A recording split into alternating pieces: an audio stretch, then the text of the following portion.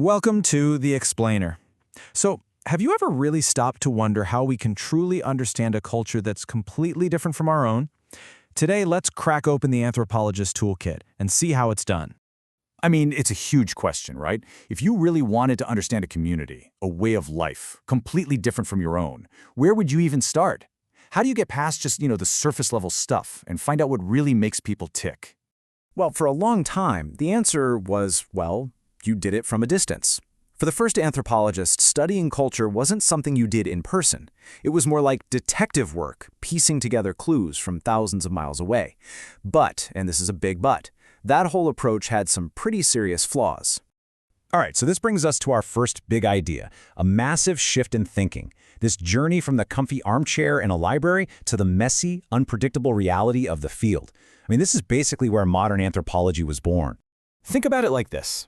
Imagine trying to understand a new city by only reading postcards somebody else sent you.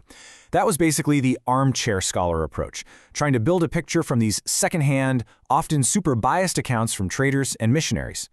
Then you have these pioneers, right, like Bronislaw Malinowski, who came along and basically said, no way. To understand a city, you gotta walk its streets, you gotta eat its food, you gotta talk to its people, and that is the fieldwork tradition. It completely changed the game. And this is exactly why fieldwork is such a game changer.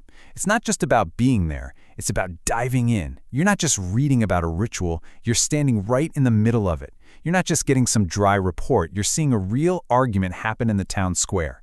And it's that deep immersion, that's what lets you build trust, Get honest answers and see how everything is all connected. The economy, religion, family, the whole shebang. It's the only way to figure out that, hey, maybe this gift-giving thing isn't just about being generous, it's actually their entire economic and political system in action. Okay, so you're ready to get out there. But hold on. You can't just parachute into a community with a notebook and a pen and hope for the best. Nope. Every single successful study starts with a really solid plan, a kind of research blueprint. First thing you need to figure out is your methodology. And really, this is the why of your research. It's the big picture philosophy that's going to guide everything you do. So, for example, if you're studying gender roles, maybe you choose a feminist methodology. That's going to shape the kinds of questions you ask and how you look at the answers. You could say it's the soul of your research, the lens you're looking through. Okay, so from the why, we move to the what. This is your method, this is your game plan. So if your why is that feminist methodology, your what, your method, might be to do an in-depth case study. You'd zoom in on just a few specific women, instead of, say, doing a broad survey of the whole village. It's your strategy for how you're going to tackle the big question. And finally, we get down to the nitty-gritty, the technique. This is the how. These are the actual, practical, hands-on things you do to get your data. How are you going to interview someone? How will you take notes and record your observations? These are the skills you're using day in and day out when you're in the field. And here's where it all clicks into place. See how we're moving from the really broad down to the super specific? At the very top, you've got the big picture why. That's your methodology. That tells you what to do, your method, there in the middle. And that determines how you do it, the specific techniques you use on the ground. It's like a pyramid, right? Each level is built on the one right above it. All right, let's get into it. With our blueprint all set, it's time to actually open up the toolkit and look at the real instruments anthropologists use to gather all this information. Okay, the number one tool, the absolute cornerstone of all fieldwork, has got to be participant observation. This is the real heart of it. It means you're not just some fly on the wall, watching from a distance. You are in the room. You're helping cook the food, you're helping plant the crops, you're going to the ceremonies. You learn the real rhythm of daily life by actually living it. And that gives you insights you could never, ever get just by asking questions. And this quote from John Dollar just nails it. In anthropology, you don't have a giant telescope or a powerful microscope. The main research instrument is you. It's your own brain, your ability to watch, to listen, to feel empathy, and to connect all the dots to make sense of everything you're seeing. It's a deeply, deeply human kind of science. But of course, you're not just observing, you're also talking to people. And that brings us to the interview. But as you can see here, it's not just a casual chat, it's really a structure of art form.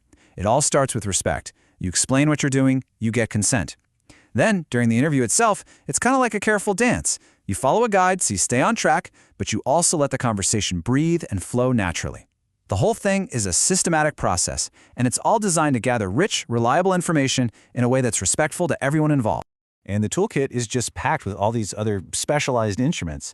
You might spend weeks just recording one person's life story to see how society has changed. Or maybe you'll map out a super detailed family tree. Because in a lot of cultures, kinship and family, that's everything.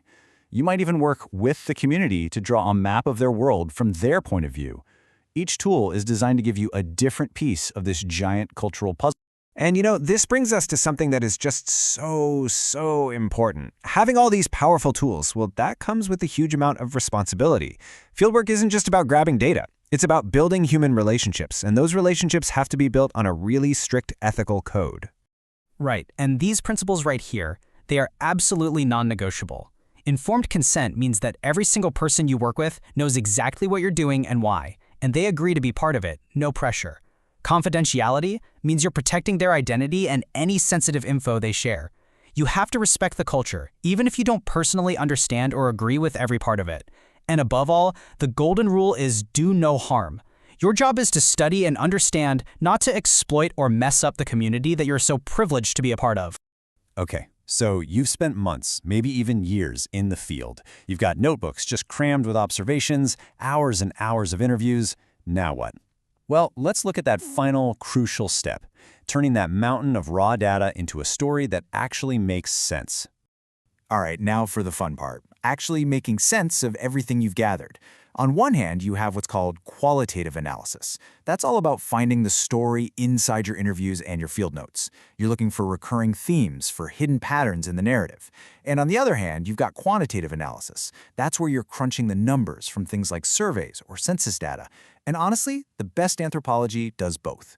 It uses the numbers to back up the stories, and it uses the stories to bring the numbers to life. And that really brings us to our final thought here. We've been looking at this as a toolkit for studying other cultures, right? But what if you flipped it around? What if you used this toolkit on your own world? Your office, your neighborhood, even your own family? I mean, if you really practiced participant observation, if you interviewed the people around you with real intention, what hidden rules, what unspoken values, what amazing stories do you think you would uncover right there where you are?